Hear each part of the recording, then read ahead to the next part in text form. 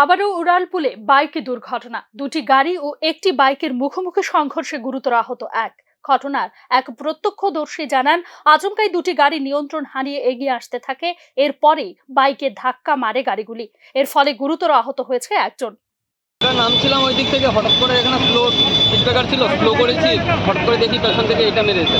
তারপর যখন নামলাম, নেমে দেখি পেছন থেকে আরেকটা গাড়ি ওটাকে মেরেছে, ওই আমাকে মেরে দিয়েছে। এটা কি কেউ আহত হয়েছে কেন?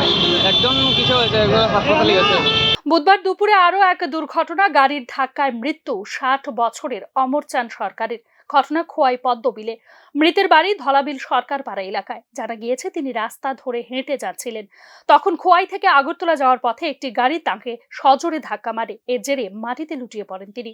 পরবর্তীতে দমকল বিভাগের কর্মীরা ওনাকে দুর্ঘটনাস্থল থেকে খোয়াই জেলা হাসপাতালে নিয়ে আসেন।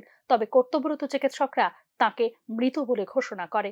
আমি তো একটা খবরে আমার একজনে ফোন করছিল আর কি, আমি ওখানে জুটে আসলাম বক্তব্য দিকে।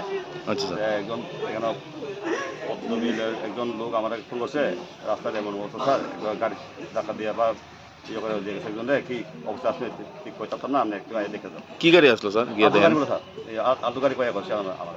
রাজ্যে একের পর এক যান দুর্ঘটনা। প্রশাসনের দাবি তারা নজরদারি চালাচ্ছেন, কিন্তু সেই নজরদারি কি আদৌ ফলপ্রসূ হচ্ছে? তবে কেবল প্রশাসনের উদাসীনতার দিকে প্রশ্ন তুলেই আম জনতা দায়িত্ব ঝেড়ে ফেলতে চাইছেন। এই দুর্ঘটনাগুলিতে তাদের কোনো ভূমিকা নেই, এই কথাই হলফ করে বলতে পারবেন কতজন? প্রশ্ন কিন্তু সেখানেও।